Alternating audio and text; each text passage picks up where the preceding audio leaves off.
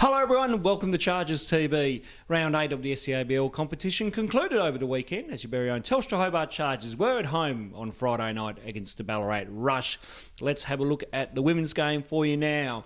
It was Ballarat getting this one against Hobart by 5. 87-82 was the scoreline. Top scorers for Ballarat were Joy Burke with 24 points and 15 rebounds, while the veteran Christy Rinaldi had 20 points and 7 rebounds.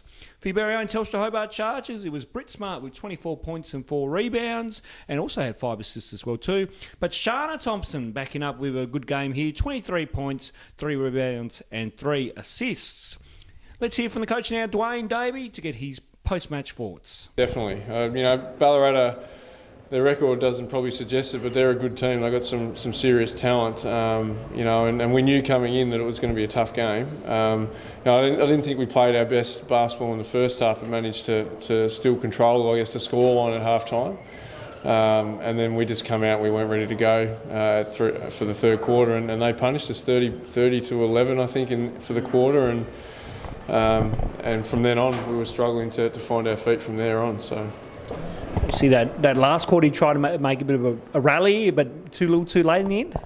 Yeah, look, I think I've got to put my hand up and say that we kind of got the rotations wrong in the first half, and it meant that we had some tired bodies there down the stretch, which hurt a little bit. But we're fit enough to deal with that, and our defensive effort just simply wasn't good enough for the second half, and we did amp it up a little bit there towards the end and try and fight it out, but yeah, as you said, too little, too late.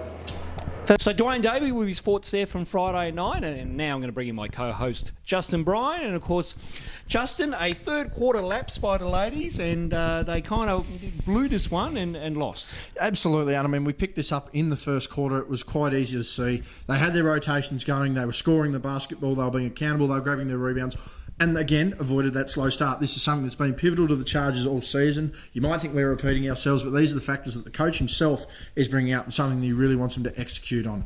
About halfway through the second, they started to slip a little bit. Ballarat made a bit of a run. You only had to see Joy there, the way she played. She was grabbing rebounds, playing really well. Their outside shooters were going really well. They were playing some nuggety defence themselves, Ballarat, which was really good to see. And then in the third quarter, it really started to come undone. I don't know whether it's the halftime break that's probably hurting the girls a little bit. I don't know whether it's the fact that they might be looking at the ledger at square one again and not trying to carry that momentum, but it's really cost the girls in the past couple of weeks, and it really, I'm surprised that some of those letdowns haven't cost them previous games.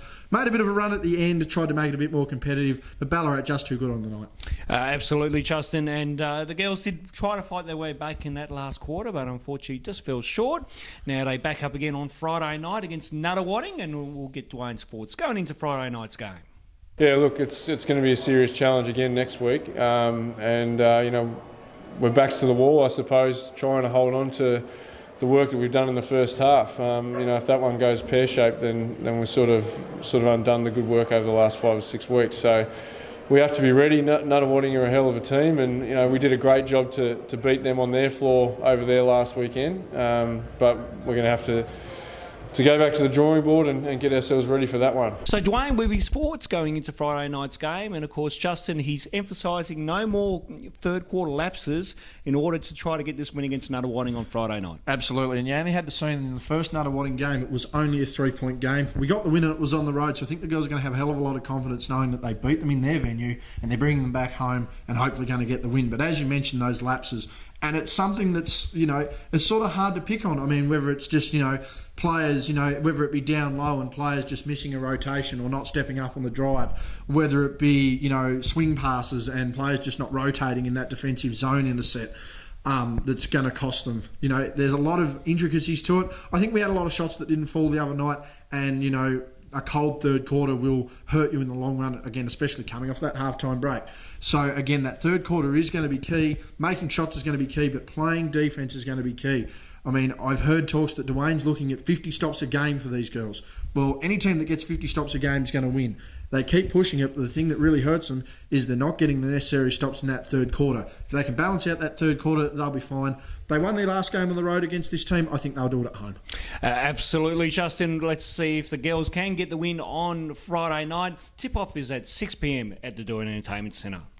And now to the men's game, where the men got this one in an absolute classic at the Dwain Entertainment Centre. 95-86 was the scoreline. For Ballarat, Peter Hooley had 23 points and 8 rebounds, while Josh Fox had 18 points and 13 rebounds. A nice double-double for him there. For your very own Telstra Hobart Chargers, Trey Nichols, 19 points and 4 assists. But it was Craig Moller, 43 points, a career high in the Seabull for him. And also chipped in with 15 rebounds as well too, if you don't mind. You're going to hear the thoughts from Craig Moller and, of course, the Ballarat head coach in Nathan Cooper-Brown. Absolutely. We know Ballarat are a tremendous team. They're really deep. They've got great quality all the way through on their bench. And we really said at half-time that we need to defend. We can't give up 50 points in halves every week. And I think it really showed holding them to 34 in the second half, changed the game. Similar to last week a little bit, how we gave up too much in the first half and in the second half make those adjustments and really try to get this one in the bag. Yeah, absolutely. I think we haven't been a great defensive side this year. We've been really good offensively, but we want to really get our defence working, and that's because it's going to win us the championship. So it's pretty pleasing to see it improve. Absolutely. How big was that last quarter down the stretch? You made some big plays, Trey made some big plays, even BJ came in there and made a couple of big shots. How good's that? Yeah, absolutely. We had another great crowd at the deck tonight. It was sensational, and we just really want to win for them, and it's so important in this league to protect your home court. So to get a nice grinding win is something we're very happy about. Yeah, we are. The guys played really hard tonight. Followed the scout, did some really good things. Credit to Craig for playing so well tonight. We got into that last quarter. Felt like we got some good looks that didn't go down. A few of those turned into long rebounds, which sparked Hobart's break. They were able to kind of get themselves back in the game and held on. And they deserved it. And we'll kind of shake this one off and move on to Northwest tomorrow. Talk about the first half, and you were able to scout well against Hobart's defence. Hobart had, struggling a bit on their defensive in the first half. Was that something that you raised pre-game to the boys? Yeah, it was. Look, defensively, we wanted to do a couple of things. We thought we did a good job on Trey Nichols, which was good. Craig, got himself going. That's a credit to how good he is. But overall, we thought we did a good job. We knew that Hobart would like to switch a little bit, and some other things that they did. And once we got the ball moving and kept in our pace game, that's when we had the scoreboard ticking over. So it was pleasing to see us execute that way. So the thoughts there of Craig Moller and Nathan Cooper-Brown. And Justin, this was an absolute classic again. It was similar to last week's game against Mount Gambier, where it was anyone's ball game. Hobart making big plays down the stretch, and Craig Moller showing why he's the next best thing in the NBL. Well, I'm going to tell you this now. I think Craig Moller's making a huge case. Him and Trey Nichols, I think they're both looking at all Seabull first team this season. Craig was unbelievable. I thought he was reasonably quiet with his points. He certainly snuck up. But the thing with Craig's points is that when he scored, it mattered. He wasn't scoring in garbage time. He, wasn't putting it up when the game, wasn't in the balance. He was delivering when it mattered. And I think it mattered most that he had almost a career game in front of his Melbourne United coach, Coach Vickerman. He had a tremendous game. Coach was very happy with his performance, and I'm going to assume pretty happy that he travelled down. I mean, what else can you say? The highest points that we've seen since the Hobart Chargers have returned to the deck. Probably not a deck record, but certainly a Chargers record at the deck, no doubt about that. What can you say? Ballarat really brought the fight to them. They had the lead going into the last quarter, and that's something that their coach was probably a little disappointed in. They dropped that lead. But to Hobart's credit, and to someone like a Zach White again, who I think will be Defensive Player of the Year, got some major stops, scored some major baskets, and held the Miners to only 4 made from the field in the fourth quarter. Tremendous overall effort. The deck was up and about. Another classic game. What else can you ask for? Absolutely. It was another ripper of a game at the DEC. And, of course, the Chargers will now face Nunawading on Friday night in the men's game as well too. 8 o'clock tip-off there at the DEC. But let's hear from Craig Moller to get his thoughts going into Friday night's game. Absolutely, and like I keep harping on about, it's all about our defence. We gave up 95 or something to Nunawading, so we need to really lock in and try and hold them to around 80 and protect their home court again. So Craig Moller with his thoughts going into Friday night's game, and Justin, he's emphasising more defence from his boys to get this win against Nunawading on Friday night. Absolutely. You only had to look in the Ballarat game just gone. Their lack of defence there in the third quarter nearly cost them. You only had to see that, when they really played their defence and really locked down, they only scored 4 baskets. Previous game against Nunawading, emotions running high, only lost by 4, but they did concede 97 points. In the Seagull, conceding over 90 points will very rarely actually get you a win. We were lucky against Mount Gambier, and you only had to see in the game with Frankston, we also conceded 90 points, where we managed to actually outscore them. I think another factor, other than defence, is the Stampede. Again, 1,000 people in on last Friday night, and you only had to see how high emotions were running at the end. That crowd really got them over the line. Again, held Ballarat to 4 baskets in the fourth quarter, which was absolutely crucial. Their defence stood up. Again, it's going to have to stand up again this week against Nunawading, and I think they can square the regular season ledger.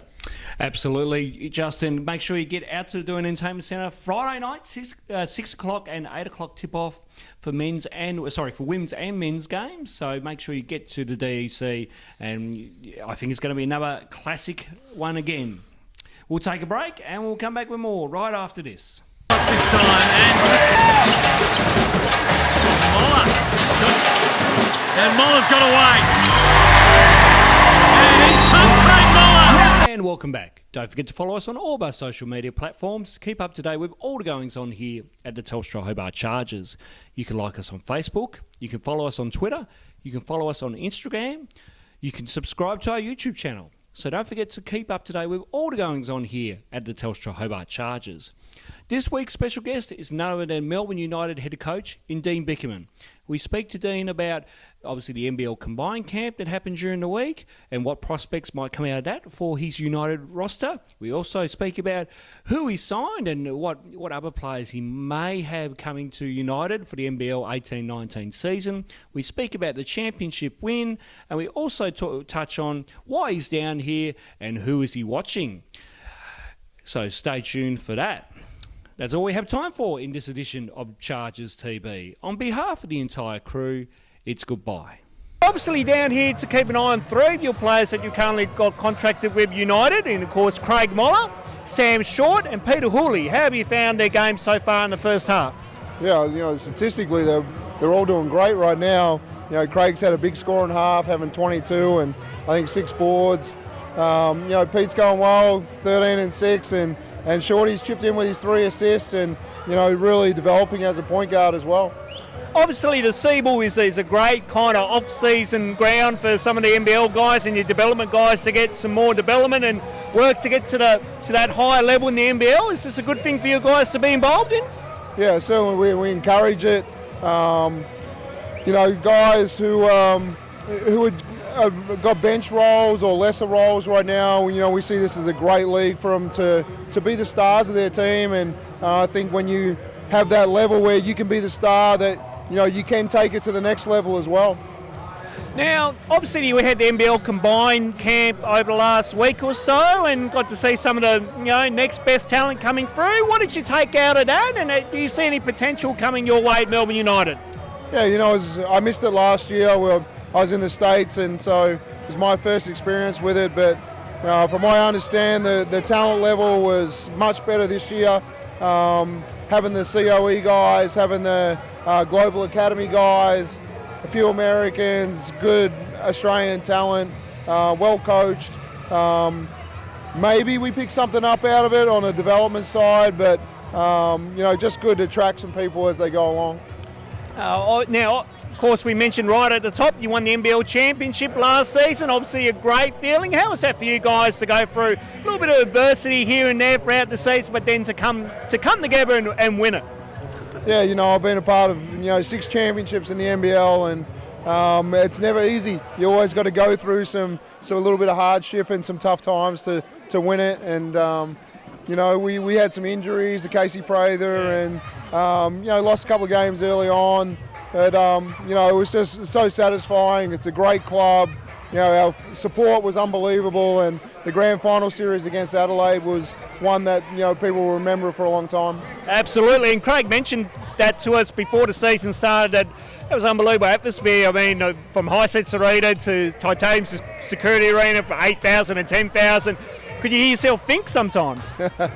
Yeah, you come into a timeout and you really need people pretty close to get messages across, and especially in Adelaide, their fans were outstanding, and there's got to be a lot of hand signals because the communication's pretty tough verbally, but what our fans did for Game 5 and the way they got up for that one was amazing. How's your roster looking going into NBL 18-19? Obviously, you've got some back, but some have gone. So where are you at with your roster? Yeah, really pleased to be able to re-sign some guys. Chris Goulding was a massive one for us to re-sign, and there was a lot of interest around the league for him. Ty Wesley was a key one that's gone to New Zealand for us. We've got Daniel Triss coming in. It's a role that Craig Moller may step up into as well. But yeah, we're pretty pleased with what was secured, and for us it's going to be a lot about the 3 import spots that were so critical to us last year, about how we fill those 3 spots. And obviously, once you get your roster together, how hard is it going to be to climb that ladder once again and achieve that ultimate glory? Yeah, everyone's loading up as they do every year. Sydney have put one of the most talented rosters together and spend a lot of money to get that one done. Perth did a good job in reloading, Brisbane. So, everyone's doing a good job of putting a better roster together, and hopefully we can find a way to put a better roster together as well. Let's kind of wind back some memories here to do an entertainment centre. Did you play in this venue on the older floor when you were down here, when you were in your playing days? Yeah, I'm pretty sure I got a game here back in the day, and Glenn reminded me of that back in the day, and so yeah, great to be back down here, and certainly supportive of hopefully getting an NPL franchise back here as well. Let's quickly touch on that, because there's been a lot of hype with the NBL bid here. Obviously, Justin Hickey, a former Hobart Tassie Devils player, is behind that massive consortium group in Melbourne that might put that bid together. Would you like to see Hobart back in the National League? Yeah, from a coaching point of view and a development point of view, I think we're due for. I'm looking at the combine. I'm looking at the talent of, a Mason Bragg, who may not get a job this year, but could be a very good NBL player.